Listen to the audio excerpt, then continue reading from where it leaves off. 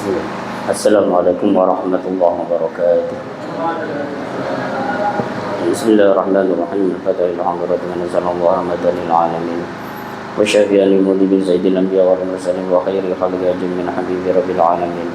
Al-Mustafa habibina syafi'ina wa qurratu a'yunina sayyidina maulana Muhammad sallallahu alaihi wasallam ila wa azwaji wa dzurriyyati wa li baiti ikhwanihi min anbiya mursalin wa la yashhaduna bi sahabati ajmain. وجميع الأئمة المجتهدين المقلدين العلماء العاملين الشهداء والصالحين وأولياء الكون أجمعين وجميع الأبطال والأولاد الأبدال والنقباء والنجباء وآخر وصل درب من أولياء الله والدنا ووليكم ومشايخنا من شيخكم وأمهاتنا وأمهاتكم وأمهات المسلمين عامة بارك وصل سيدنا الإمام أمرنا جنازتنا من سيدنا الإمام محمد بن شهاب الزهري سيدنا الإمام محمد بن الشافعي سيدنا الإمام محمد بن إسماعيل البخاري مسلم ثم إلى رسول المجد الله لسان سنفة محمد بن علي وعلوي ويشهد وقد بدين لسان الشهادين ولمن المغرب والمغزل سيدنا محمد الرفاعي وسيدنا الإمام البصيري وأصوله وخلافه وإلى الحمد عبد الرحمن السيدنا من دار من عطاطنا بعلي بن محمد الحمد الشهر الحمد عبد الله بن علي الحمد والحمد أكرم من عبد الله بن بسم الله الرحمن الرحيم المسلمات برحمة سيدنا الحمد من جل شيخنا سيدنا محمد وصلى على رسوله وأخوهم إلى الحبيب عمر بن محمد بن عبد الله بن المشرك ورسول الآخر من سبيل أجمعين أن الله يتبشر بالرحمة والمغفرة ويعلي درجات الجنة علينا من دركاتهم وعلمهم وأسرارهم ونفحاته في دنيا والآخرة وإلى حضر أن الله يجعل نيتنا في نيتهم ومقاصدنا في مقاصدهم وحوائجنا في حوائجهم وأعمالنا في أعمالهم وأخلاقنا في أخلاقهم وعقيدتنا في عقيدتهم وعلى كل نية صالحة من حضرة النبي صلى الله عليه وسلم. الفاتحة. أعوذ بالله من الشيطان الرجيم. بسم الله الرحمن الرحيم. الحمد لله رب العالمين الرحمن الرحيم مالك يوم الدين إياك نعبد وإياك نستعين اهدنا الصراط المستقيم صراط الذين أنعمت عليهم غير المغضوب عليهم ولا الضالين آمين. Bismillahirrahmanirrahim. Alhamdulillahirabbil alamin wassalatu wassalamu ala sayyidil anbiya'i wal mursalin sayyidina wa maulana Muhammadin wa alihi wa sahbihi ajma'in. Subhanaka la ilma lana illa ma 'allamtana innaka antal alimul hakim wa tub 'alaina innaka antat tawwabur rahim. Rabbi shrah li sadri wa yassir li amri wahlul 'uqdatam min lisani yafqahu qawli wa saddid bihi lisani wa hdi qalbi bi haqqi nabiyyina Muhammad sallallahu alaihi wasallam. Para alim ulama, para sesepuh, para jemaah hadirin hadirat yang dimuliakan oleh Allah Subhanahu wa taala. Sebelum kita memasuki pada kitab baru yang kita pelajari, yaitu yang berjudul Ayyuhal Walad, nasihatnya Imam Ghazali kepada salah satu murid beliau, yang akhirnya sama beliau sama muridnya ini, sang murid tidak mencantumkan dan tidak menaikkan namanya karena ketawaduannya sang murid, cuma beliau mengatakan, nanti kita baca ya, intinya seluruh isi yang ada dalam kitab ini adalah nasihatnya Imam Ghazali kepada sang murid tersebut, sehingga beliau abadikan, beliau tulis untuk beliau pribadi dan putra-putra beliau. Akan tetapi karena melihat manfaatnya itu sangat besar, sangat banyak, sehingga disebarkanlah hal ini, sehingga tidak punya judul kitab. Namanya surat menyurat antara guru dengan murid, sehingga judulnya cuma Ayyuhal Walad, wahai putraku, itu saja. Ya, intinya kepada sang penasehat, yaitu Nabi Muhammad SAW. Walaupun banyak di muqaddimah pendahuluan atau pembukaan karya-karya beliau senantiasa mengungkapkan bahwasanya penasehat sejati adalah Nabi Muhammad SAW. Dia cuma mengungkapkan sebagai penyambung lidah, penyampai tongkat estafet daripada dakwahnya Rasulullah SAW.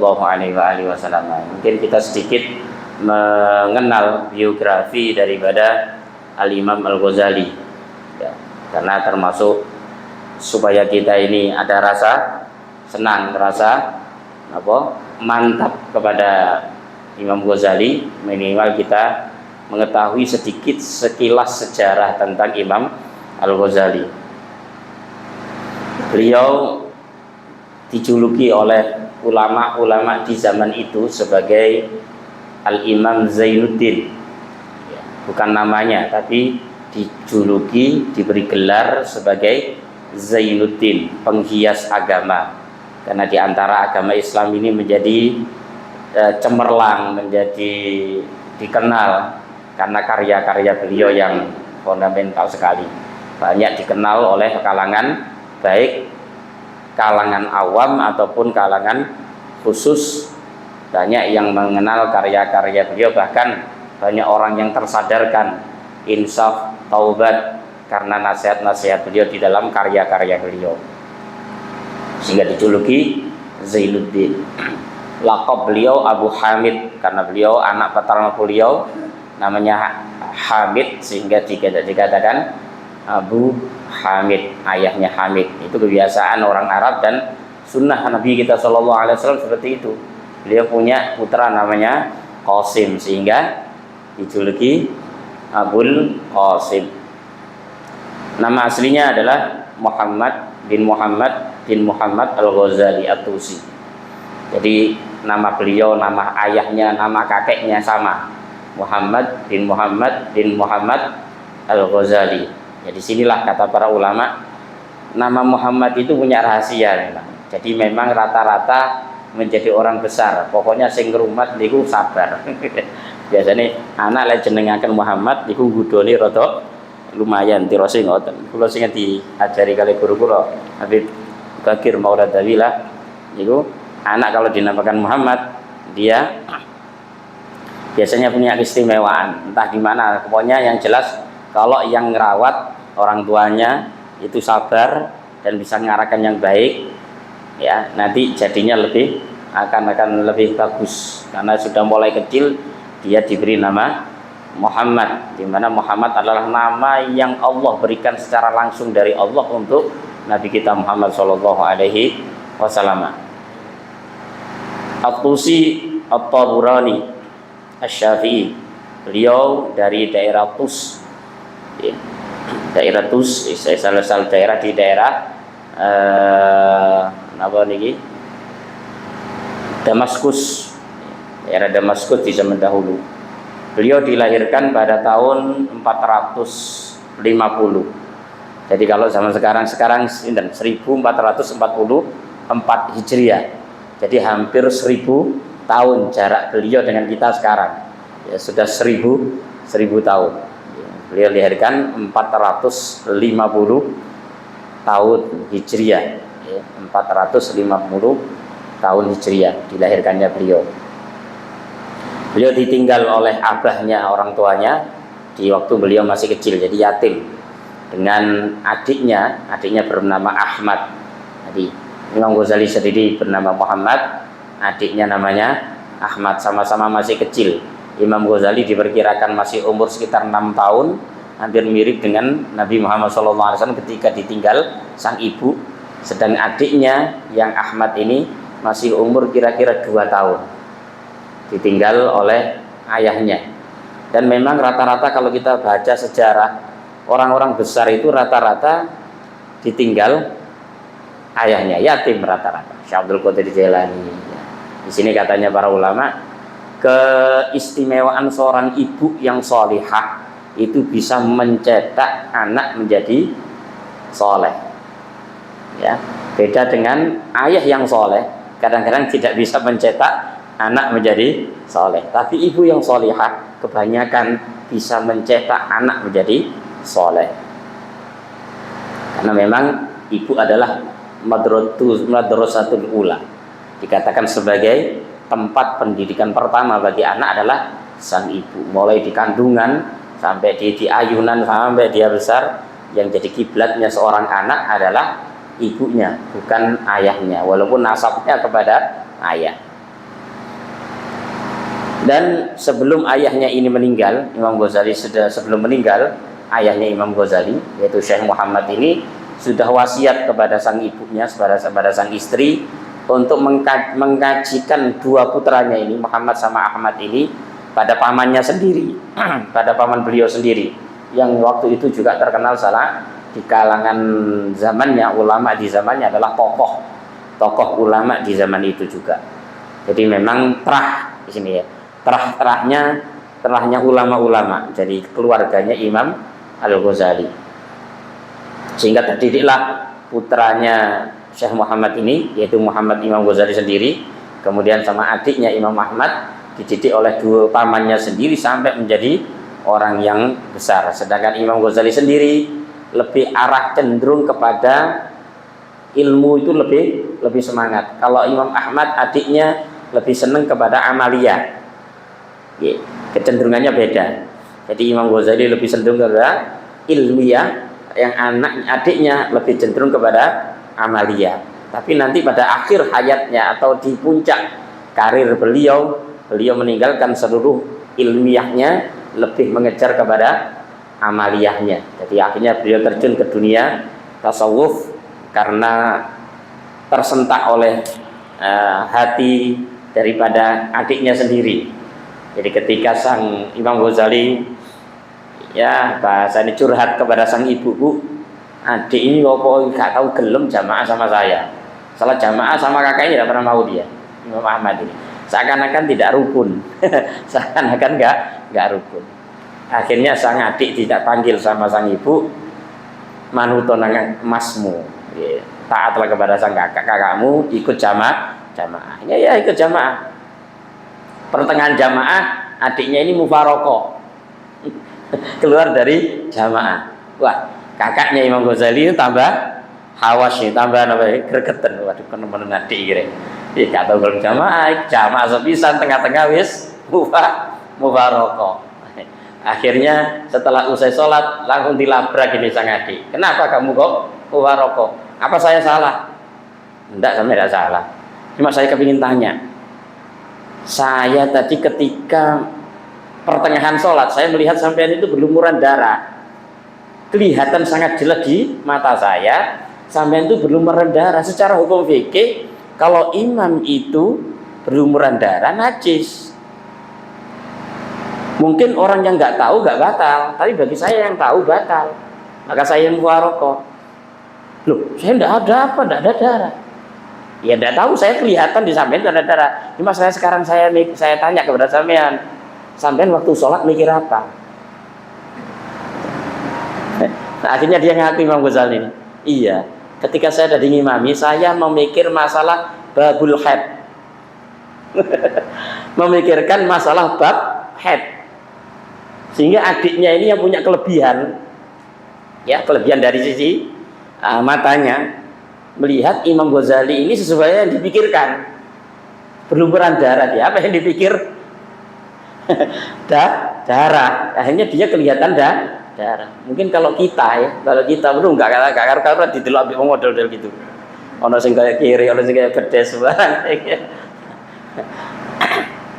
Akhirnya sejak itulah Imam Ghazali ini tersentak oleh sang adik, akhirnya lebih terjun ke dunia tasawuf, ya zuhud, kemudian lebih mementingkan tazkiyatun nafas, lebih mementingkan kepada pembersihan hati. Terus sedikit kisah tentang Imam Al-Ghazali, yang karangannya itu masya Allah, saya baca di sejarah Imam Ghazali, ya itu banyak. Ada orang tidak terima dengan kitabnya Imam Ghazali, karena memang kitabnya Imam Ghazali nyeleneh gitu deh. Banyak orang tak mengungkapkan, tapi beliau mengungkapkannya, sehingga banyak mengatakan kitabnya Imam Ghazali itu, karangannya Imam Ghazali ini khurafat. Banyak yang keliru lah, ngawur, bahasa gitu, ngawur. Satu saat orang yang komentar seperti itu di malam Jumat seperti gini, ya, besok Jumat, karena dia seorang tokoh, seorang ulama, dia instruksi kepada warga, siapapun di antara kalian, di antara warga yang punya karangannya Imam Ghazali, kitab Ihya khususnya, yang punya besok dikumpulkan di Masjid Jami'. Setelah sholat Jumat dibakar bersama-sama. Instruksi. Ya. Malam ini dia instruksi ngomong kepada warga seperti itu. malamnya dia ngimpi seperti melihat satu majelis, ya, dan di situ ada Rasulullah Shallallahu Alaihi Wasallam dikelilingi oleh para sahabat, ya, dikelilingi oleh para sahabat. Kemudian Rasulullah didampingi oleh dua sahabat beliau, persis sebagaimana posisi makamnya Rasulullah. Rasulullah sebelah kanannya Sayyidina Abu Bakar, ya, sebelah kirinya Sayyidina Umar duduk. Nah, di depan Rasulullah sama sahabat Abu Bakar Sayyidina Umar, ini ngimpinya orang yang instruksi untuk membakar kitab Ihya itu. Duduk di depannya ini ada 5 orang. 5 orang itu Imam Malik, Imam Syafi'i, Imam Hambali, Imam Malik, Imam Syafi'i, sama Imam Hanafi, Imam Ahmad bin Imam Hanafi, Ahmad bin Hambal. Terus yang terakhir Imam Ghazali. Setiap orang ini masing-masing ditanya tentang karyanya, ya, tentang karyanya. Ya Abu Hanifah, ma'indak, wahai Abu Hanifah, apa yang kau punyai? Dia menyodorkan kitab yang beliau tulis. Imam Malik juga begitu, menyodorkan kitab Muwatta'nya yang terkenal. Imam Syafi'i juga begitu, menyodorkan kitab Al-Um yang karya beliau yang sangat terkenal juga. Sampai terakhir Imam Ghazali, ya Muhammad bin Muhammad, ya Abu Hamid, ma'indak, apa yang kamu punyai? Yang Ghazali menyodorkan kitab Ihya, dibaca sama Rasulullah. Ketika membaca karyanya Imam Ghazali ini, disodorkan kepada sahabat Abu Bakar, disodorkan kepada Sayyidina Umar, semuanya manggut-manggut, artinya menunjukkan bagus. Ya, Hasan ya Muhammad, bagus ya Muhammad, artinya disetujui sama Rasulullah. Ketika Rasul menyampaikan bagus, Imam Ghazali tanya, Rasulullah, ada yang tidak setuju dengan karya saya? Duh, siapa? Itu orangnya di belakang. Dia sedang lihat dalam mimpinya ini. Dipanggil akhirnya orang ini. Kenapa kamu gak setuju sama karyanya Imam Ghazali? Dia ngomong gitu. Enggak, itu persis seperti apa yang saya sampaikan. Nah, hanya dia disuruh dicambuk sama Rasulullah SAW. Bangun sekali pukul, dia langsung bangun dari tidurnya. Bangun tidurnya di punggungnya ini jaler. Ada jarum, ada bekas pukulannya dalam mimpi tadi. Wah, dia bingung, dia nangis. Ya, merasa bersalah dengan Al-Imam Al-Ghazali. Akhirnya dia konsultasi kepada para ulama-ulama sepuh, dia disuruh taubat. Ya, disuruh taubat.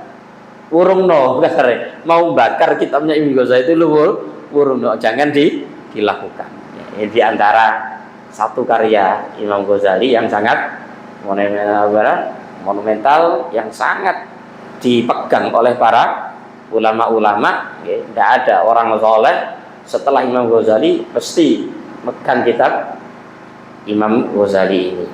Ya, termasuk ini Ayyuhal Walad ini. Kitab Ayyuhal Walad ini termasuk adalah di antara intisari daripada kitab Ihya Ulumuddin. Dan banyak sekali bacaan tentang karomah, kemuliaan daripada Al-Imam Al-Ghazali. Beliau pernah, Imam Hasan Asy-Syadzili, seorang ulama yang banyak mengeluarkan wirid-wirid, doa-doa, ya, Hizbun Nasr, Hizbut Anu, banyak sekali. Yang beliau mengatakan, dunia ini sudah saya payungi, saya pagari dengan doa-doa kepada Allah Subhanahu wa Ta'ala di zaman hidup beliau. Sehingga banyak istighosah mesti ngambil cuplikan dari Imam Hasan Asy-Syadzili. Imam Hasan Asy-Syadzili ini suatu saat pernah bermimpi.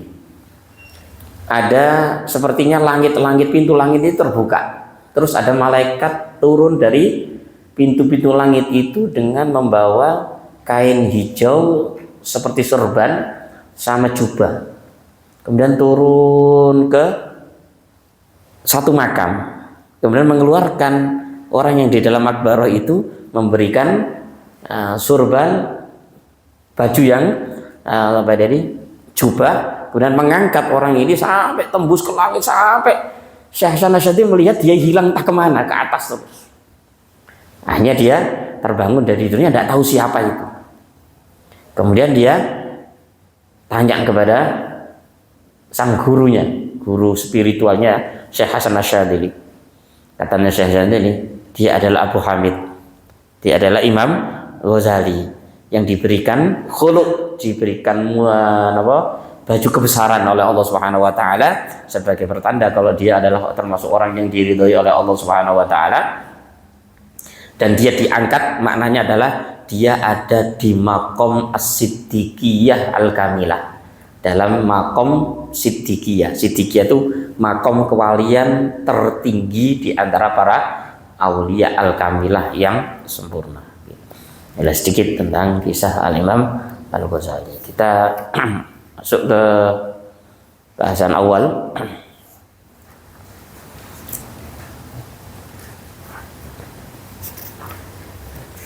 Ini penulisnya, pengumpulnya atau penerima surat nasihat dari Imam Ghazali. Bismillahirrahmanirrahim. Wa bihi nasta'in. Dengan bismillah itu nasta'in, kita memohon pertolongan kepada Allah Subhanahu wa taala. Karena segala sesuatu, kata Nabi sallallahu alaihi wasallam, kullu amrin dzibalin la yubda'u fihi bi bismillahirrahmanirrahim fa huwa aqta au abtar. Segala sesuatu punya tujuan, punya cita-cita, punya keinginan. Maka cita-cita, keinginan sesuatu tadi kalau tidak diawali bismillah, maka dia aqta au abtar, terputus dari rahmat Allah atau sedikit keberkahannya. Maka beliau juga dalam hal ini memulai bismillahirrahmanirrahim. Alhamdulillahirabbil alamin. Segala puji untuk Allah Rabbil alamin, Tuhan seluruh makhluk. Wal aqibatu lil muttaqin, dan akibat yang baik hanya tersedia untuk orang-orang yang bertakwa. Wassalatu wassalam ala nabiyhi Muhammadin wa alihi wa sahbihi ajma'in. Semoga salawat serta salam tercurah kepada nabinya, yaitu Nabi Muhammad SAW, kepada keluarga dan para sahabat semuanya. Ilam, ketahuilah, anna wahidan minat talabah al-mutaqaddimin, bahwasanya ada salah satu minat talabah daripada pelajar-pelajar, penuntut ilmu, al-mutaqaddimin, yang dahulu. Lazama, salah satu murid ini, salah satu santri ini, lazama, dia istiqomah, dia continue, terus menerus khidmat syekh, berkhidmat, ya cari tiang Jawa napa ngawulo, ya dumateng Al-Imam Al-Ghazali Zainuddin Hujjatul Islam Abi Hamid Muhammad bin Muhammad Al-Ghazali rahimahullah. Dia terus berkhidmat kepada Imam Al-Ghazali, sang murid ini, sang santri ini. Washtaghala bitahsil wa qiraatil ilmi alaihi. Dia sibuk untuk mendapatkan ilmu dan membaca ilmu pada Imam Ghazali.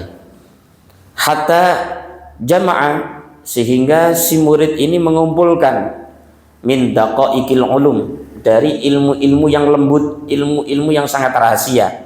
Saking banyaknya ilmu yang beliau serap dari sang guru, yaitu Imam Al-Ghazali.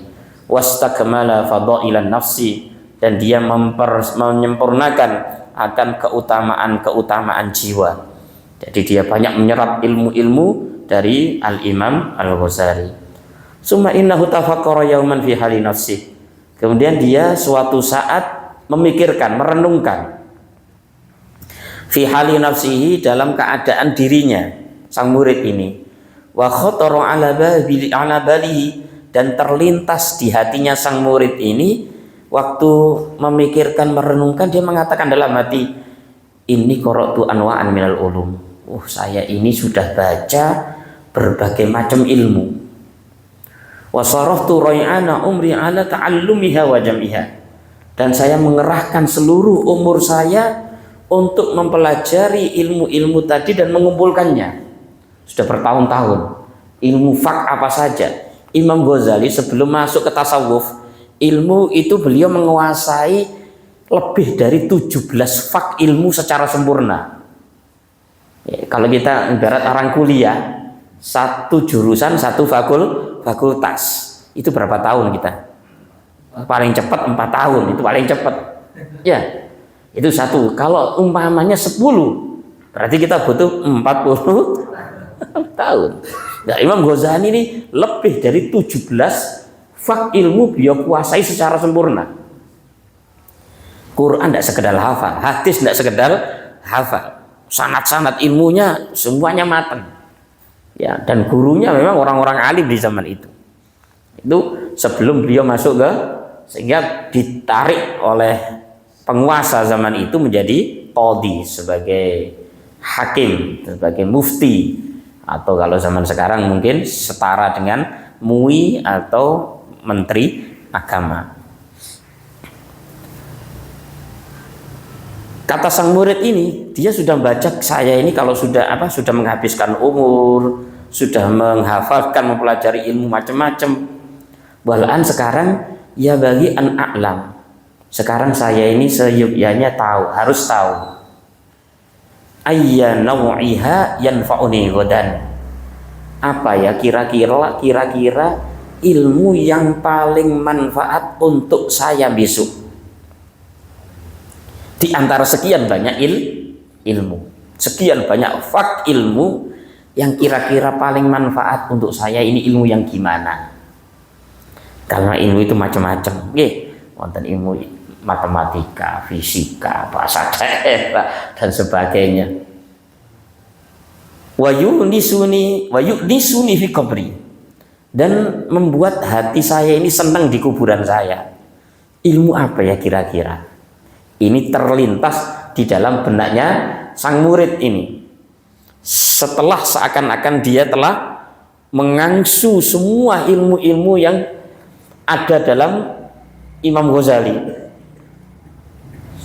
Wa ayyuha la yanfa' hatta atrukahu, dan mana kira-kira ilmu yang tidak manfaat sehingga saya bisa meninggalkan ilmu itu. Tidak saya tekuni, ya sebagai sekilas saja, tapi tidak sebagai pedoman. Kama qala Rasulullah sallallahu alaihi wasallam, sebagaimana yang disabdakan oleh Nabi sallallahu alaihi wasallam, Allahumma inni a'udzubika min ilmin la yanfa'. Nabi pernah bersabda, dan di antara doanya Nabi, ya Allah, saya berlindung kepadamu dari ilmu yang tidak manfaat. Dari sinilah sang murid itu setelah menerima nasihat dari ilmu-ilmu dari Imam Ghazali, dia bisa memaknai ilmu yang dipakai atau yang diminta oleh Rasulullah, ilmu yang manfaat, berlindung dari ilmu yang tidak manfaat. Berarti ilmu itu ada dua, ada yang manfaat, ada yang tidak. Sedangkan Imam Ghazali di dalam karya-karya beliau senantiasa menjelaskan ilmu yang manfaat adalah ilmu yang membuat orang itu takut kepada Allah. Itu yang manfaat. Kalau ilmu itu tidak membuat takut kepada Allah, maka ilmu itu bukan ilmu yang manfaat. Mengambil isyarat firman Allah, innama yakhsyallaha min ibadihil ulama. Hanyalah yang takut kepada Allah adalah hamba-hambanya yang alim, yang punya ilmu. Sahabat Abdullah bin Abbas mengatakan, al-alim idza lam yakhsyallah falaysa bi'alimin. Orang alim punya ilmu, kalau tidak takut kepada Allah maka dia tidak alim. Karena dia punya ilmu tapi tidak membuat takut dirinya kepada Allah Subhanahu wa ta'ala. Jadi ilmu yang manfaat bukan yang diajarkan, bukan yang disampaikan, bukan yang diceramahkan, tapi ilmu yang membuat dia semakin takut kepada Allah Subhanahu wa ta'ala. Itulah ilmu yang manfaat, ya, menurut keterangan Imam Al-Ghazali. Maka sang murid ini juga begitu, terngiang-ngiang di pikirannya, apa ya kira-kira ilmu yang manfaat buat saya, kehidupan saya, dan untuk akhirat saya. Jadi tidak sekedar menguasai berbagai fak ilmu, tapi menginginkan ilmu yang manfaat. Wastamarrat lahu hadhil fikra, maka terus-meneruslah pada diri sang murid tadi hadhil fikra, pemikiran ini terngiang-ngiang terus, apa ya, sumpek dia, ya, bingung. Hatta kataba ila hadrati Syekh Hujjatul Islam Muhammad Al-Ghazali rahimahullahu istaftahu, sehingga dia menulis surat kepada guru beliau yaitu Asy-Syaikh Al-Imam Al-Ghazali, istaftahu, dia minta fatwa, minta petunjuk kepada sang guru yaitu Imam Ghazali, wa asala anhu masaila, dan dia tanya kepada Imam Ghazali tentang beberapa hal, wal tamasa minhu nasihatan wa du'aan, dan memegang teguh dari beliau nasihat dan doa dari sang guru tadi. Maka secara ringkas Imam Ghazali menjawab surat dari sang murid ini. Qala,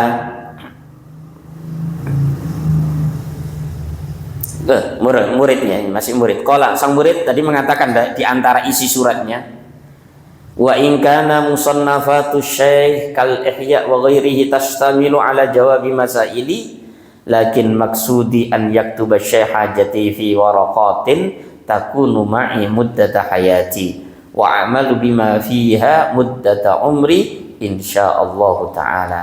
Kata si murid, kata si santri kepada gurunya, ya Syekh, wa in kana musannafatu syekh kal ihya wa ghairihi, jika karya-karya sang guru yaitu seperti kitab Ihya dan lainnya, tastamilu itu sudah mencakup ala jawabi masaili, sudah mencakup atas jawaban permasalahan-permasalahan saya, ya, walaupun sudah ada di situ jawabannya, lakin akan tetapi maksudi tujuan saya wahai guru an yaktuba syekh, sekiranya panjenengan bisa menuliskan hajati, kebutuhan saya, fi waraqatin, dalam satu lembaran saja, nggak sampai berjilid-jilid, nggak sampai tebal-tebal, ya beberapa lembar-lembar saja.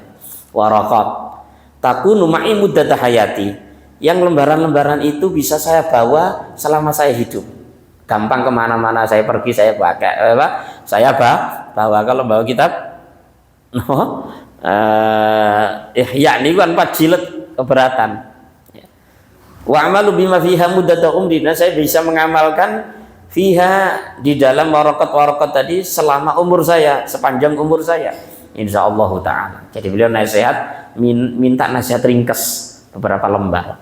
Ini juga pernah terngiang dalam pikirannya Imam Ghazali ketika banyak orang yang usul kepada Imam Ghazali sendiri tentang mereka zaman dahulu kerepotan bahwa kitab Imam Ghazali 4 jilid, apalagi kalau zaman dulu kata-kata orang-orang kuno tidak 4 jilid, bisa 8 jilid karena tulisannya besar-besar, ya, bisa 10 jilid. Sekarang kan karena komputer lebih ringkas menjadi kecil-kecil. Kalau dulu enggak, bisa 10 jilid.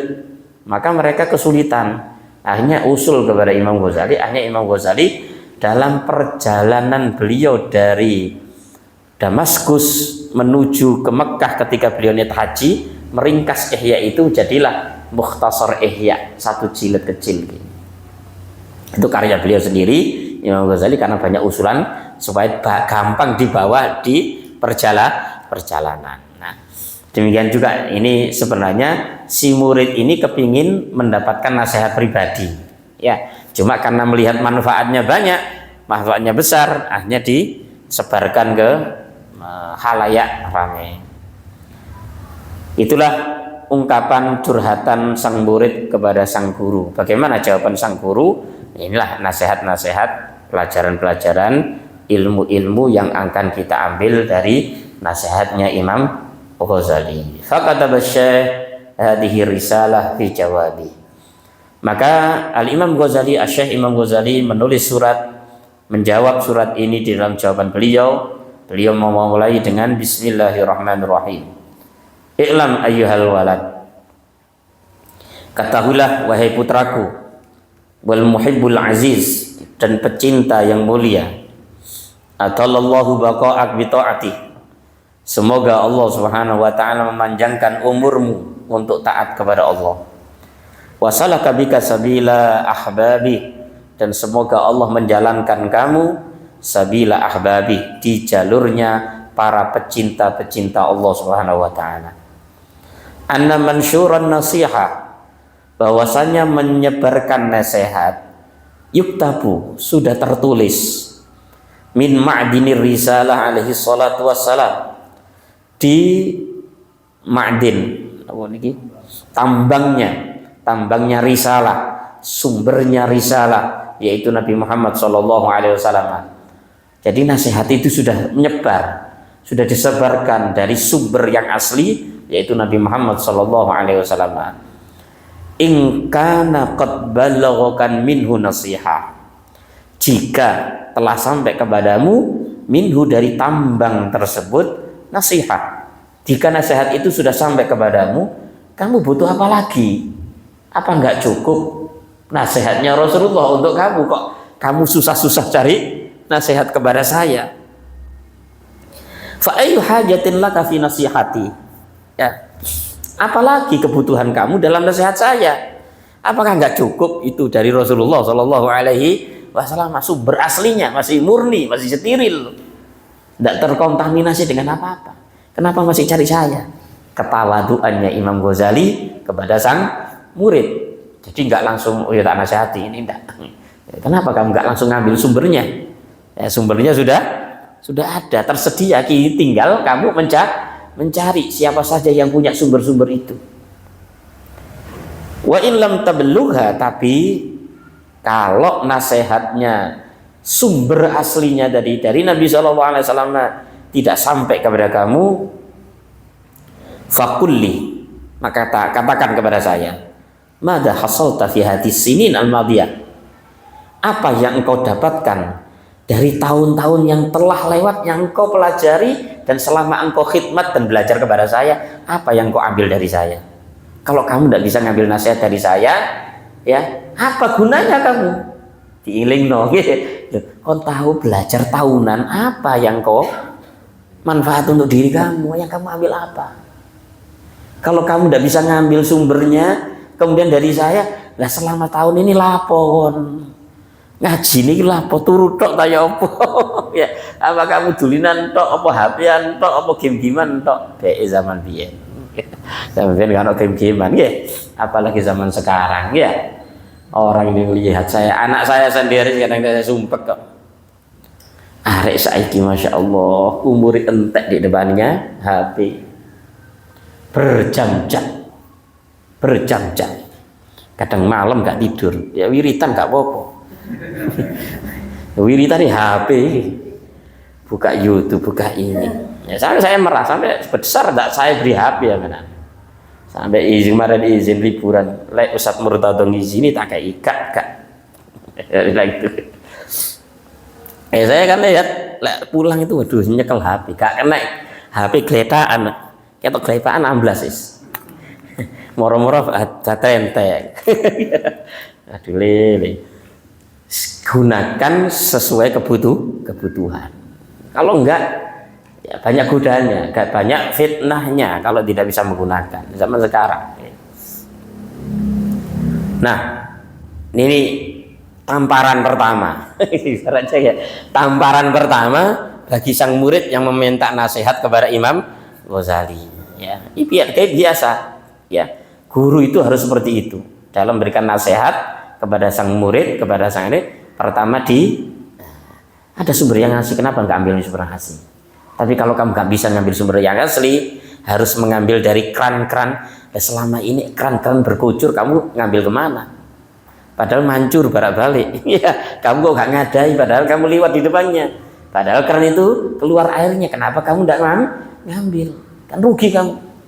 Ingatkan supaya apa? Tersentak hatinya, tersentak kesadarannya, dia benar-benar punya respon ketika mendengarkan nasihat. Ayyuhal walad, wahai putraku, nasihat pertama. Min jumlati ma nasaha bihi Rasulullah sallallahu alaihi wasallam ummatahu, termasuk jumlah atau termasuk salah satu, kalau terjemahkan bebas saya, termasuk salah satu apa yang dinasihatkan Rasulullah Shallallahu Alaihi Wasallam kepada umatnya adalah firman Allah Taala, sabda Rasulullah Shallallahu Alaihi Wasallam, alamatu i'radillahi lil abdi ishtaghaluhu bima la ya'nihi, tanda berpalingnya Allah dari seorang hamba, tanda kalau Allah tidak berkenan memberikan hidayah kepada seorang hamba, tanda kalau Allah tidak mau dekat kepada hamba tersebut, Tanda kalau Allah tidak berkehendak membuat orang itu baik, tandanya apa? Istighaluhu bima la ya'nihi. Dia akan disibukkan dengan apa yang tidak ada manfaat untuk dirinya. Zaman sekarang kayak HP ini. Nah, ini kita melihat anak-anak kita atau mungkin diri kita sendiri. Jam kita antara lihat HP sama megang HP sama megang tasbih, pegang Quran, lamaan mana kita?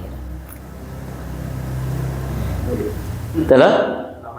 Lamaan HP. Alhamdulillah. Kita menyadari itu. Andai kan nggak sadar lebih parah. Ibarat kita sakit, nggak sadar sakitnya lebih parah. Aduan sadar sakitnya kita akan mencari obat, kan kata dia.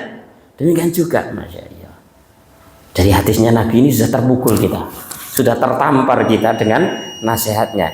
Di antara sekian banyak nasihatnya Nabi, yang pertama disahihkan untuk umatnya adalah beliau mengatakan ilmu alamatu iradillahi al abdi istighaluhu bima la ya'ni.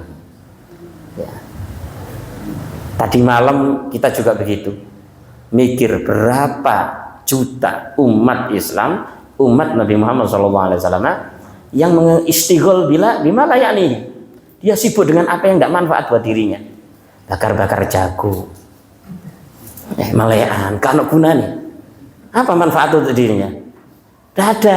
Paling senengnya sementara, isunya gak seneng. Isunya sudah tidak seneng, susah wisan. Kurang turu, awak letsu. Apa manfaatnya? Tidak ada. Diewangi sembarang. Padahal Masya Allah, madorotnya lebih banyak daripada manfaatnya. Nanti kalau sudah jam 12.00 apa yang dia lakukan? Banyak orang di jam itu, di malam itu, yang awalnya lurus jadi pendeng, yang awalnya enggak taat jadi maksiat. Jam 12 ada yang beriuk trompet, ono sing ngangkat botol bir, macam-macam. Ada yang zina, ada yang cium-ciuman, ada yang peluk-pelukan dengan muhramnya. Banyak madorotnya daripada manfaatnya. Nah, di sini memberikan satu obat buat kita. Diri kita ini gimana kira-kira? Ada nggak tanda-tanda yang disampaikan Nabi ini pada diri kita? Kita istighol bimala yaknina, kita sibuk dengan apa yang tidak membuat manfaat untuk diri kita. Berarti itu alamatul bu'di minallah. Tanda kita ini jauh dari Allah. Di hadis yang lain Nabi SAW bersabda, min husni islamil mar'i tarkuhu ma la ya'nihi. Termasuk tanda bagusnya Islam seseorang adalah dia meninggalkan apa yang tidak manfaat buat dirinya. Ya, kita kadang-kadang kayak malam tahun baru nih, Masya Allah, seakan miris, ya apa karena gak paham, apa paham karena ya tidak kuat dengan arusnya zaman, atau tidak kuat dengan fitnahnya zaman. Kadang anak kecil-kecil diajak semuanya sak keluarga. Ya, kita kemarin ada acara maulidan di Mondorogo sini. Ya, sama Ustadz Murtado sama teman-teman dan hadiah. Lewat sepanjang jalan dari Tumapel ngarepe oma wis siap areng nih sak jagung sak ya. Salone keden-kedenan ya. Apa yang dia kalau tidak bisa mengambil hikmah, tambah tahun bukan tambah kita ini harus seneng, tambah entek loh. Umur kita semakin menipis, kontrak kita di dunia semakin habis. Terus apa yang kita senangkan? Mau seperti kita ngontrak rumah, wis kurang saulan, kukut, habis masa kontrak kita, kemudian kita pesta. Alhamdulillah kata entek. Kan tidak mungkin, malah kita susah. Ya, cari kontrakan yang baru, cari persiapan. Waduh, mumet mikir golek kontrakan yang paling murah, persiapan iki nggo terking nyangkut barang iki dan sebagainya. Ya, sing nggo selametane pindah omah, ono selametane barang. Itu kenapa nggak terpikirkan oleh kita? Kita akan pindah dari dunia ini ke menuju darul barzakh. Harus kita persiapkan. Memang nggak butuh truk kita. Yang kita bawa cuma amal toh. Semua yang kita miliki ditinggal di dunia. Tapi amal inilah yang akan menjadi penyebab kita ini sa'adah abadiyah atau syaqawah abadiyah. Senang selamanya atau susah selamanya. Di pertama nasihat yang disampaikan Nabi kepada nasihatnya Imam Ghazali mengutip daripada hadis Nabi Muhammad SAW, alamatu i'radillahi 'alal 'abdi 'anil 'abdi ishtighaluhu bima la yanihi. Nabi Muhammad SAW juga bersabda, inimra'at dhahabat sa'atun min umrihi fi ghairi ma khuliqalah lajadirun an tatula alaihi hasratuh.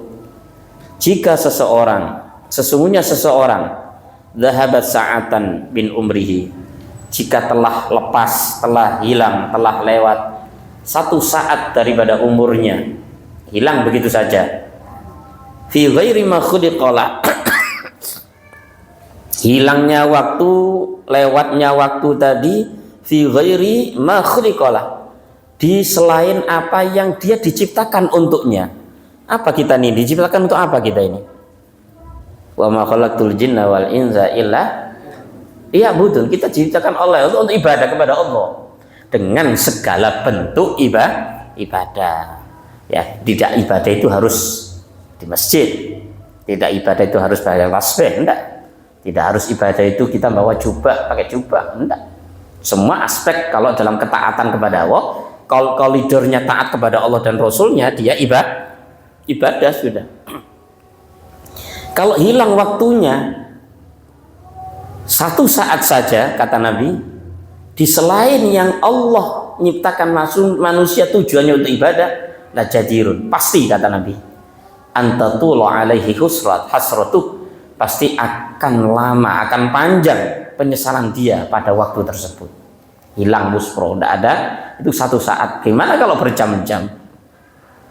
Makanya sampai Allah Subhanahu wa taala bersumpah, wal asri innal insana lafi khusri. Demi waktu, kata Nabi, kata Allah Subhanahu wa taala. Allah yang sumpah. Allah yang ciptakan waktu, Allah bersumpah dengan waktu. Seakan-akan sesuatu, kata ulama, makhluk yang diciptakan oleh Allah, kemudian Allah bersumpah dengan makhluk itu, menunjukkan makhluk itu punya keistimewaan di sisi Allah Subhanahu wa taala. Wal asri, demi waktu, kata Allah.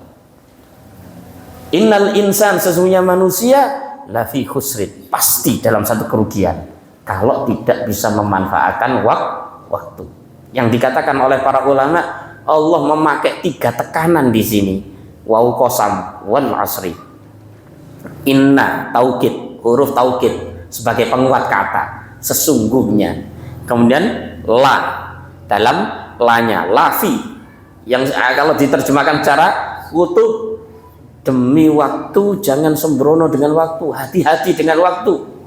Sesungguhnya manusia kalau tidak bisa memanfaatkan waktunya, pasti rugi dia. Sehingga Nabi mengatakan apa? Inna umroka la ra'su malika. Sesungguhnya umurmu adalah modal kamu. Al umru kasaf. Umur itu seperti pedang. Waktu ini seperti pedang. Ilam taktok hukotoak. Kalau kamu tidak bisa memegang, tidak bisa memakai waktu itu, kamu akan terpenggal oleh waktu. Dan waktu ini tidak pernah kompromi. Tidak pernah kompromi kepada siapapun. Yang sehat, yang sakit, ditabrak sama dia. Punya kesempatan, nggak punya kesempatan, dia terus berjalan, tidak pernah mundur. Maju terus dia waktunya. Maka kalau tidak bisa menggunakannya, kita akan rugi selama-lamanya. Illalladzina amanu, kecuali yang beriman, dia akan bekerja memanfaatkan waktu yang diberikan oleh Allah Subhanahu wa taala semaksimal mungkin. Wa amil sholihat, orang yang tidak diberikan oleh waktunya adalah orang-orang yang bisa beramal soleh, sehingga waktunya terisi dengan amal soleh, bukan amal-amal yang ghairu soleh. Wa tawassaw bil haq, dan saling mewasiatkan kebenaran, wa tawassaw bis sabr, dan saling mewasiatkan kesabaran. Untuk hidup di dunia ini butuh sabar tok, tidak butuh yang lainnya. Sabar sampai wa'bud rabbaka hatta ya'tiyakal yakin. Taatlah kepada Tuhanmu, sembahlah Tuhanmu sampai kematian itu datang kepada diri kamu, dan kamu akan bahagia selama-lamanya. Wa man jawaza al-arba'in, kata Nabi sallallahu alaihi wasallam dalam nasihatnya Imam Ghazali kepada sang murid, man jawazal arba'in, kata Nabi sallallahu alaihi wasallam, barang siapa umurnya melampaui 40 tahun. Terlebih paling muda sinten? Ya Furqan hamil kan? 30 pas kurang 10. Hah? Pas di lagi. Januari tahun. Wah, ulang tahun lagi. Ya. Barakallahu fi umriki. Jadi paling muda ya. Sekarang selainnya kula 48. Wonten lain di bawahnya lagi. Pokoknya rata-rata di atasnya 40 ya. Kata Nabi, man jawazal arba'in, siapapun yang umurnya melampaui 40 ke atas. Walam yabligh khairuhu ala syarrihi. Kemudian kebaikannya, kebagusannya, kesolehannya tidak bisa mengalahkan kejelekannya. Lebih banyak buruknya umpamanya. Lebih banyak maksiatnya daripada taatnya. Kata Nabi, fal yatajahhaz ilan nar. Maka dia hendaklah mempersiapkan dirinya untuk masuk ke neraka.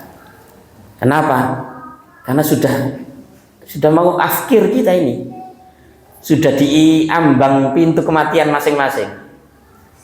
Ya, masa-masa produktif ibarat ayam itu telurnya banyak, ya zaman-zamannya Sadurkon itu 30 mendukur. 30 petang bolu. Kuat-kuate wong pikirane, fisiki sembarange. Ya. Dulu saya umur 30 baru kawin. Sekarang beliau Sadurkon iki sedia anak. Saya umur 30 baru kawin. Ya. Artinya di umur-umur itu kuat-kuatnya orang. Ya. Fisik kuat. Dulu saya sepedaan nang ini Kediri itu nggak pakai jaket, nggak pakai helm biasa. Nek sakit ya gak masuk angin.